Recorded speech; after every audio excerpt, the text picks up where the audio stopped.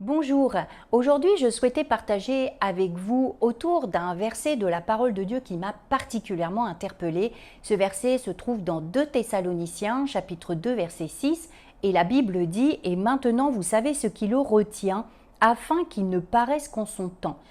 Ah, alors si nous prenons ce verset, on peut se demander effectivement de quoi parle-t-on, de qui parle-t-on. D'ailleurs, dans le verset 3 de ce même chapitre de 2 Thessaloniciens, Paul, qui est inspiré par l'Esprit, dit que personne ne vous séduise d'aucune manière. Donc l'apôtre Paul nous met en garde. Pour nous, encore aujourd'hui, les chrétiens de la dernière heure, et particulièrement pour nous, les chrétiens de la dernière heure. Car il faut que l'apostasie soit arrivée auparavant et qu'on ait vu paraître l'homme du péché, le fils de la perdition. Donc, ça veut dire qu'il y a dans ce monde un personnage qui va être utilisé par Satan et que l'apôtre Paul appelle l'homme du péché, le fils de la perdition. Donc l'émergence de ce personnage va arriver un peu avant l'enlèvement de l'Église sous la forme d'un être complètement singulier que l'apôtre Paul appelle l'homme du péché, le fils de la perdition, l'impie. Alors, qui est le fils de la perdition ? Eh bien, c'est l'antéchrist. La Bible décrit comme celui qui est l'adversaire qui s'élève au-dessus de tout ce qu'on appelle Dieu ou de ce qu'on adore, jusqu'à s'asseoir dans le temple de Dieu, se proclamant lui-même Dieu. Dans 2 Thessaloniciens chapitre 2 verset 4. L'antichrist est quelqu'un qui non seulement rejette Dieu, mais s'élève également au-dessus de Dieu, s'érigeant en objet d'adoration, voulant vraiment que le monde se prosterne devant lui et l'adore. Tout le monde le reconnaisse vraiment comme le sauveur du monde, comme celui qui est là pour trouver des solutions, pour rassembler le monde entier autour de sa personne. Donc il s'élèvera contre tout ce qui est Dieu. Il voudra prendre la place de Dieu et se faire adorer. Voilà le souhait de l'antéchrist, puisque en fait, à travers lui, le monde adorera Satan. Donc c'est un homme qui va être complètement pris sous emprise de Satan et il devient la créature, le serviteur de Satan. Donc à travers ce personnage, à travers l'antéchrist, Satan sera adoré et tout le monde se prosternera devant Satan par rapport justement à l'antéchrist. Donc comparé avec Matthieu chapitre 4 versets 8 et 9, qu'est-ce qui se passe à ce moment-là ? Satan transporte Jésus sur une montagne élevée et lui montre tous ses royaumes et leur gloire. Et là, Satan dit, voilà, si tu veux obtenir tout ce que est en ma possession, tout ce qui est à moi, voilà tous mes royaumes, voilà tout ce qui m'appartient, voilà je suis le maître du monde, je suis vraiment celui qui a toutes ces belles choses, tous ces royaumes, leur gloire, etc. Si tu veux cela, tu n'as juste à m'adorer et à te prosterner devant moi. Donc il y a toujours eu une volonté pour Satan d'être adoré et aussi de prendre la place de Dieu. D'ailleurs, c'est ce qui a fait que dans le royaume, il a été complètement éjecté du royaume de Dieu parce qu'à un moment donné, il a été pris par l'orgueil de vouloir prendre la place de Dieu et il a été éjecté du royaume de Dieu. C'est vraiment le cas. Donc c'est l'antéchrist. Donc que signifie l'antéchrist ? C'est anté, avant, et Christ qui veut dire oint. Il y a aussi cette notion de l'antichrist, alors là c'est celui qui est l'opposé du véritable oint de Dieu. Donc le diable, il copie constamment Dieu. Il faut savoir ça, c'est que le diable ne crée rien. Il prend ce que Dieu a déjà créé, ce qu'il a déjà réalisé, ce qu'il a déjà fait et il le copie. Et lui aussi va susciter son oint, si on peut dire ça comme ça, afin de prendre par lui le contrôle total du monde.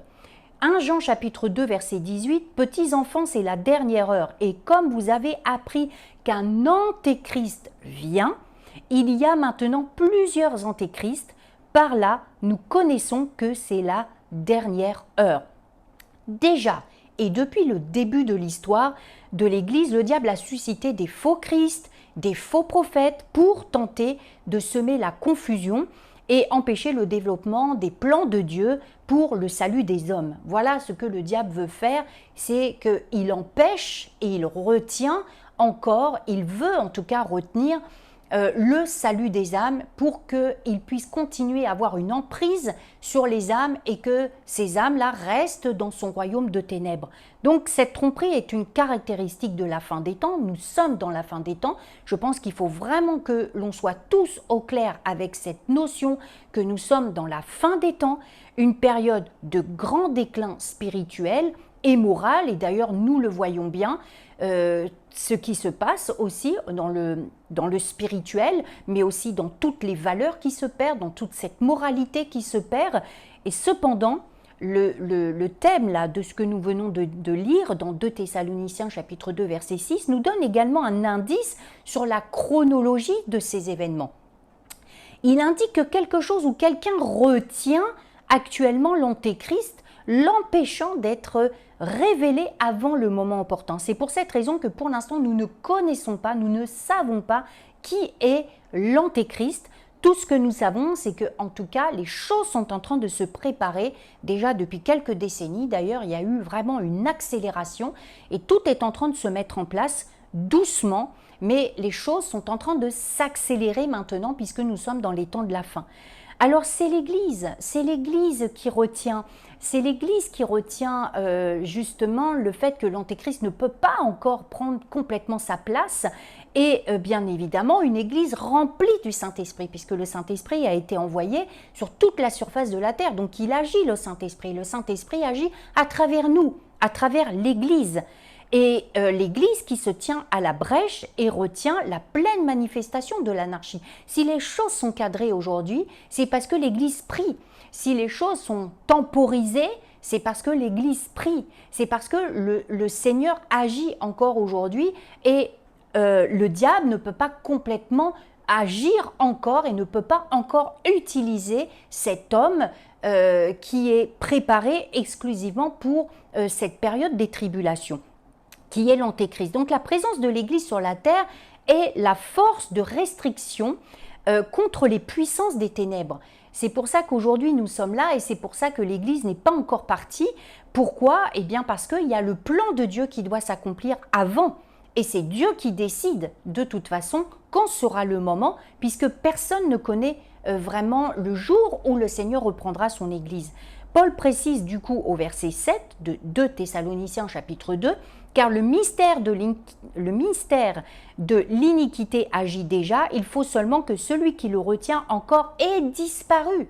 Une disparition, c'est quelque chose de spectaculaire, une disparition. Et nous savons ô combien que quand nous serons repris avec le Seigneur, quand l'Église sera enlevée, eh bien nous disparaîtrons. Donc il s'agit bien de l'enlèvement qui se fera en un clin d'œil et l'Église disparaîtra de toute la surface de la terre. Cependant, l'apogée du règne de l'Antéchrist n'aura lieu qu'après justement l'enlèvement de l'Église. Cela signifie que l'anarchie est déjà là et comme je le disais, qui est déjà installée depuis déjà quelques décennies, et à l'œuvre dans le monde entier et pas uniquement une partie du monde, c'est que ça se passe partout.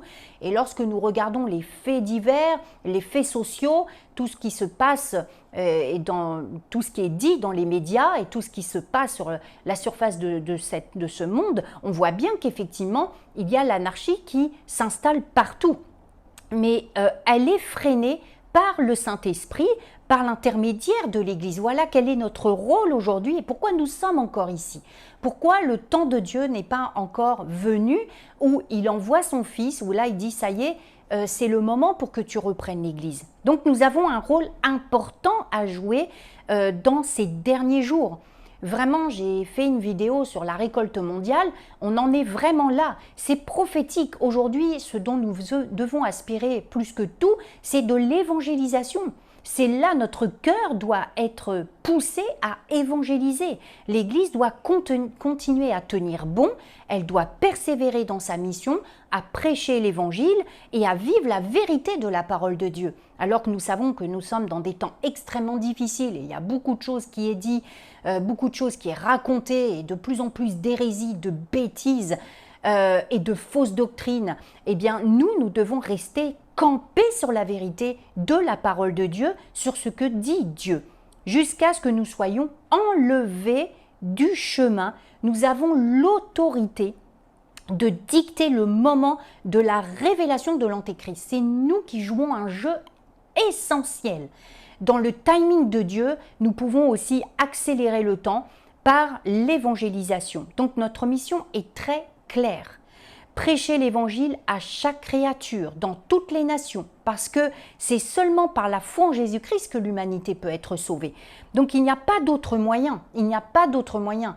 Cela passe par le message de Jésus, passe par la personne de Jésus. Nous devons prêcher Jésus aujourd'hui. Nous devons prêcher Jésus, celui qui est le chemin, la vérité et la vie, le seul qui amène à la vie éternelle. Donc nous décidons du moment, par nos actions, nos prières, nos intercessions, la prédication de l'évangile. Voilà notre mission. C'est pour ça que le Seigneur a dit allez, allez, allez prêcher, guérissez les malades, parce que c'est notre mission aujourd'hui. Autant elle a été donnée à ses disciples avant qu'ils partent, il leur a donné cette mission. Et nous en sommes là aujourd'hui, ils ont accompli leur mission. Nous devons maintenant faire perdurer cette mission. Nous en sommes toujours là aujourd'hui et ça doit être notre mission première. Alors que nous remplissons notre mission, encore aujourd'hui, soyez vraiment encouragés, Dieu compte les âmes amenées dans son royaume. Donc il y a bien un compteur, Dieu tient un registre où il y a un nombre exact de ceux qui doivent être sauvés. Et c'est Dieu qui tient les registres. Et tant que le nombre n'est pas atteint, nous ne partirons pas. Parce que le souhait de Dieu, c'est que chaque âme soit sauvée, celles qui sont prédestinées soient sauvées. Donc, la Bible dit dans Romains chapitre 11, verset 25, « Car je ne veux pas, frères, que vous ignorez ce mystère, afin que vous ne vous regardiez point comme sages, c'est qu'une partie d'Israël est tombée dans l'endurcissement jusqu'à ce que la totalité des païens soit entrée. » Donc, la fin viendra. La fin arrive de toute façon. Nous sommes les chrétiens de la dernière heure, nous sommes dans les temps de la fin, donc la fin, elle arrive. D'ici là, nous devons continuer à repousser les forces des ténèbres. Nous devons continuer à travailler en collaboration avec le Saint-Esprit et chercher toujours cette onction, cette puissance pour aller partager le message de l'Évangile et de parler de Jésus en gardant Satan, tous ces démons, toutes ces cohortes, là où ils doivent être. Et c'est où? C'est sous nos pieds. C'est sous nos pieds. C'est nous qui décidons, c'est nous qui avons reçu le mandat, c'est nous qui avons reçu l'autorité. Et Jésus nous en a suffisamment parlé, ô combien il nous a déjà tout donné pour que nous puissions avoir Satan et toutes ses cohortes sous nos pieds. Donc par l'Esprit de Dieu, nous devons tenir fermement contre les forces des ténèbres et retenir la pleine manifestation du mal jusqu'au temps fixé. C'est ça que nous faisons aujourd'hui. C'est pour ça que nous sommes très combattus. C'est pour ça qu'il y a des combats. C'est pour ça qu'il y a de l'adversité. Parce que pendant que l'Église se soucie de toutes ses préoccupations ou est en hyperactivité ou hyper occupée, je dirais pendant ce temps-là, on ne s'occupe pas des âmes. Donc, le diable fait en sorte que les ténèbres s'épaississent, que l'Église soit occupée à autre chose que d'aller évangéliser. Beaucoup de chrétiens aujourd'hui sont vraiment dans des difficultés, sont vraiment aussi dans des souffrances et le diable les garde comme ça sous emprise et pendant ce temps-là, l'Église ne joue pas son rôle d'aller sauver les âmes. Donc je prie pour que chaque chrétien reste ferme dans sa mission de prêcher l'Évangile à toutes les nations, amenant rapidement de nombreuses personnes au salut. Et ça, je le prie parce que nous pouvons tous le faire. C'est ensemble que nous devons le faire. C'est ensemble que nous avons reçu cette mission commune. C'est d'aller prêcher la parole de Dieu, surtout dans ces temps de la fin. Et surtout, vraiment, vous allez expérimenter quelque chose de formidable. Si la vie est difficile, vous rencontrez des situations extrêmement difficiles, lorsque vous partez évangéliser, vous allez vraiment vous sentir dans une joie extraordinaire. Vous allez voir ô combien ça va vous faire du bien. Donc malgré ce qui se passe dans votre vie, je dirais continuez votre mission. Ne laissez pas accès au diable dans votre vie. Ne le laissez pas limiter ce que le Seigneur vous demande de faire. Allez-y, puisque celui qui est en vous est plus fort que celui qui est dans ce monde. Donc, par la puissance du Saint-Esprit, vous pouvez accomplir votre mission. Levez-vous et allez-y. Et ne vous inquiétez pas, le Seigneur est avec vous jusqu'à la fin du monde. Soyez vraiment bénis et encouragés. Je prie pour vous et merci de partager, de liker, de commenter aussi. Donnez-moi, partagez-nous aussi vos témoignages et que vraiment le Saint-Esprit vous assiste tous les jours de votre vie et soyez renouvelés par le Saint-Esprit en cet instant pour accomplir votre mission. Bénédiction à vous tous.